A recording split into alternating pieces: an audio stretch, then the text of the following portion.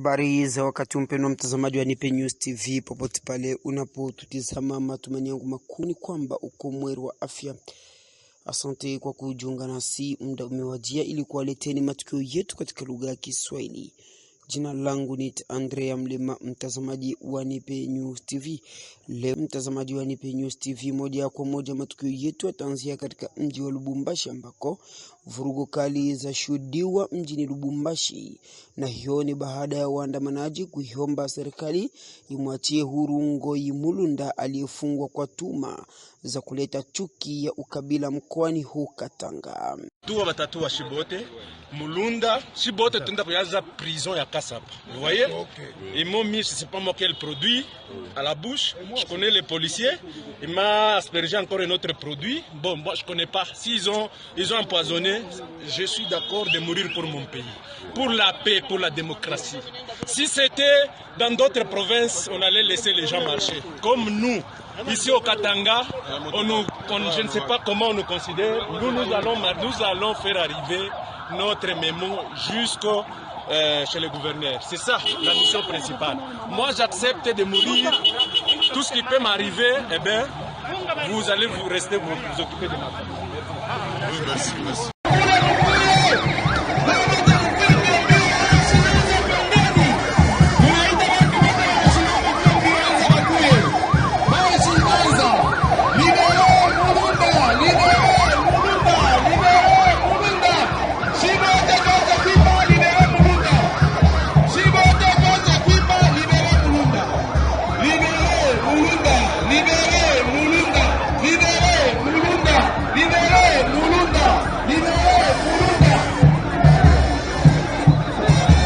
Huko Bunia ni kwamba jeshi la polisi limejeruhi raia na kusababisha fujo nyingi maeneo hayo. Ce garçon a eu le coup de balle perdu déjà, balle perdue, a vu balle perdue, réparateur, il a reçu déjà une balle perdue à l'occasion de ces désordres qui se passent à ville de Bunia. Il s'appelle Deo. Déjà balle perdue. Tujielekeze pa Kinshasa, mji mkuu wa nchi ya Jamhuri ya Kidemokrasia ya Kongo. Ni kwamba kamata ya raia wasiovaa barakoa yaendelea kushuhudiwa jijini hapo Kinshasa.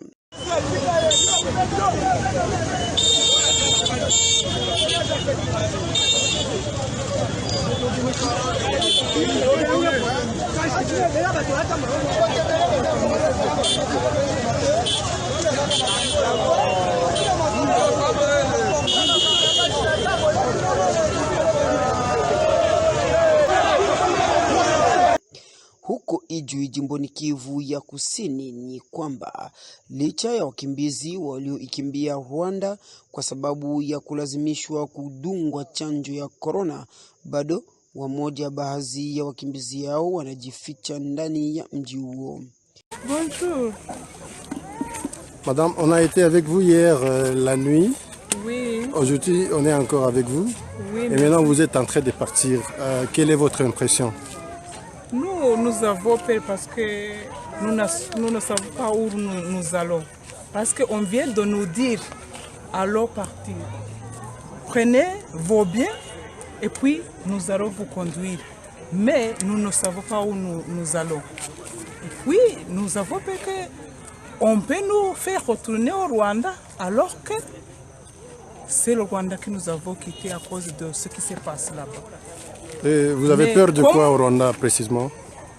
Nous avons peur parce qu'on nous cherchait pour nous injecter par force. Alors que les documents qu'on complète avant d'être vacciné, en tête c'est écrit volontaire. Et puis, on nous cherche un peu partout. On utilise la force avec les soldats, les polices, les autorités locales. Puis nous avons quitté pour ne pas être injectés par force. Nous avons peur de ce qu'on fait par force, c'est pourquoi. Donc vous avez le souci de rester au Congo plutôt que de rentrer au Rwanda? nous préférons de rester au Congo plus qu'aller au Rwanda. Parce que c'est une torture, c'est une torture, c'est une torture. Et on n'a pas Nous demandons aux projets internationaux, HCR, OMS, de garder notre sécurité des réfugiés. Il y a des règlements pour les réfugiés qui soient obéis. On a appris que 2 de vous ont fui. Est-ce que vous êtes informé de ça? 2 hommes ont fui? Les hommes? 2 hommes ont fui. Nous avons entendu parler de ça, qu'ils sont fouillés. Et maintenant, nous aussi, nous ne les voyons pas parmi nous. Peut-être c'est vrai qu'eux aussi sont partis. Mais nous ne sommes pas avec eux parce que nous sommes les... Tujelekeze Pasange ambako ukosefu wa usalama uendelea kushuhudiwa mjini Sange. Tusikilize hapa ushuhuda wa raia hao. Le panier de Maombi Tamari est loin d'être plein à son retour du champ. Mais tant pis, la famille s'en contentera. Ces derniers temps, cette jeune maman s'aventure le moins possible au-delà de son village de Sangue. On a très peur parce qu'on ne sait pas qui sont ces hommes armés que l'on voit traverser devant nous. Personne ne nous parle. Du coup, on a peur. Et ça nous pousse à rentrer vite à la maison, même si on n'a pas terminé la récolte. Beaucoup d'habitants du territoire d'Ouvira, au sud Kivu, racontent avoir vu des hommes en armes et en uniforme ces dernières semaines. Des uniformes qui n'étaient pas ceux des FARDC. La peur a vite gagné la population. Le grand marché de Sangue ferme plus tôt que d'habitude désormais. La situation n'est pas bonne ces derniers temps. On est obligé d'arrêter plus tôt et de rentrer car on nous vole nos marchandises. Aucun commerçant ne souhaite se retrouver dehors la nuit tombée. Des médias locaux et étrangers rapportent que des militaires burundais ont été vus dans la région dès le mois de décembre. Des centaines d'hommes, selon différentes sources. Ils chercheraient à gagner les moyens et hauts plateaux d'Ouvira qui servent de base arrière à la rébellion burundaise des Red Tabara. Selon ce représentant de la société civile, la situation est particulièrement explosive car les soldats burundais s'appuieraient sur d'autres groupes armés implantés localement.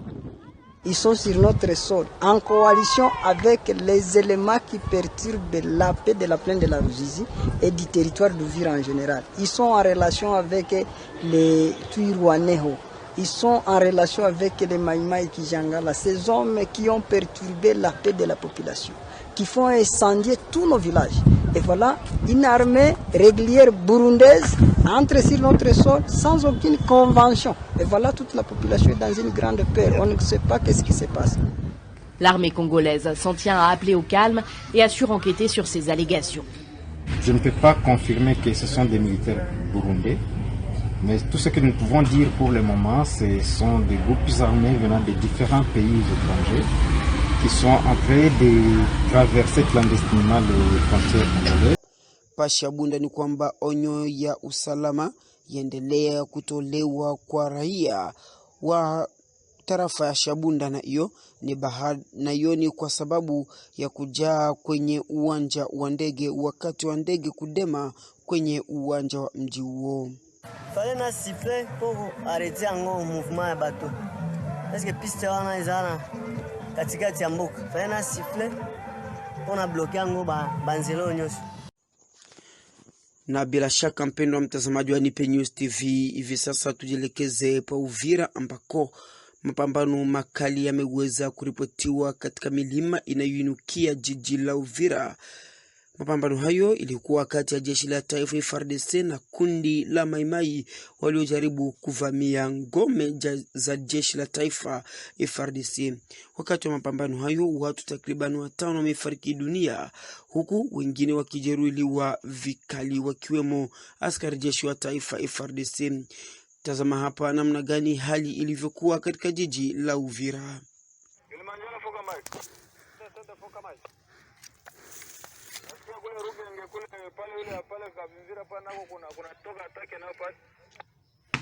Kolekte ile iko Lugenge, ile ni mai ya moto ya juu kabisa, ya juu ya Lugenge kabisa, ile kuelekea Kiruura ndio huku naenda shera off. Hapa ni korese gani niko naongea pale? Ya ngonjo kwa contact kule na watu wote kule. Kilimanjaro mwenye anaongea pale. Mwajo. Toma tafadhali.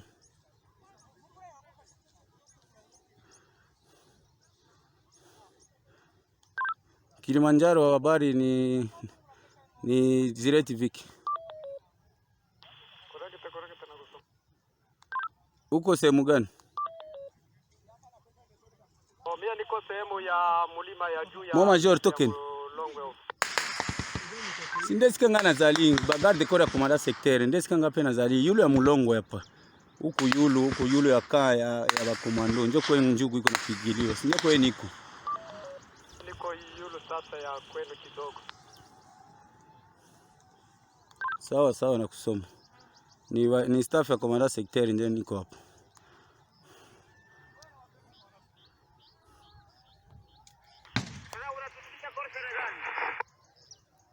Mie ni Zire TV. Unaongea na Zire TV.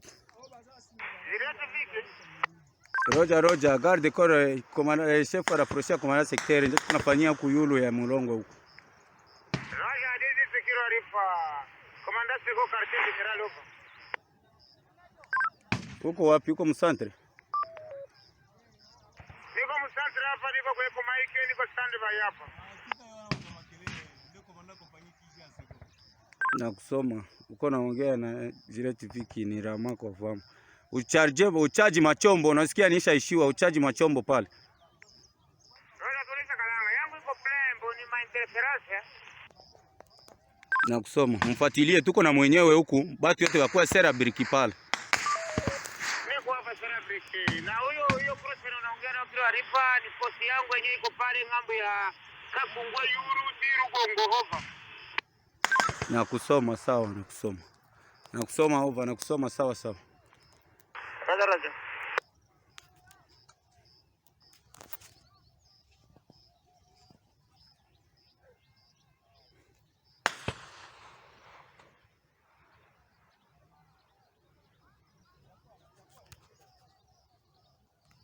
Na hatimaye tumalizie matukio yetu, mtazamaji wa Nipe News TV, tukijelekeza huko New York ambako hali ya barafu na baridi nyingi ya wakabili raia jimboni hapo, hususan wale wanaoishi katika jiji la Buffalo.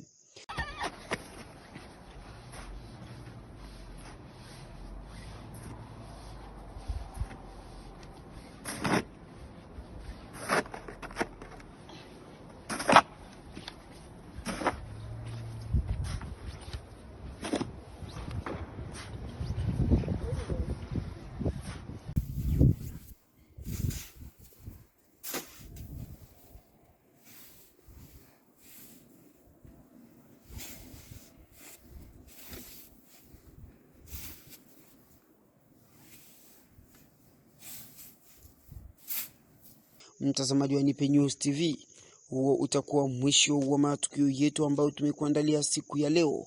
Asante kwa wewe ambaye umejiunga nasi na kuyafuata matukio haya kwa kina zaidi. Ukitaka kupata habari kemkemu, ni bora kujiunga na Nipe News TV na kusubscribe na kusambaza kwa wengine. Mimi ni Andrea Mlima, sina la ziada. Baki nasi mpaka mwisho wa matukio yetu. Kwa heri. Wapendwa wa diaspora, hii ni kwa ajili yenu. Ungetamani kupata matukio na habari zote za nyumbani pia na za dunia? Suluhisho limepatikana. Fuatilia sasa kila saa na dakika Nipe News TV. Kupitia Nipe News TV utapata habari zenye uhakika. Hili uwe napata habari kila dakika, subscribe chaneli hii ya Nipe News TV. Baba, kaka, mama, Nipe News TV ipo kwa ajili yenu. Elimika, jifunze lugha sasa kupitia Nipe News TV.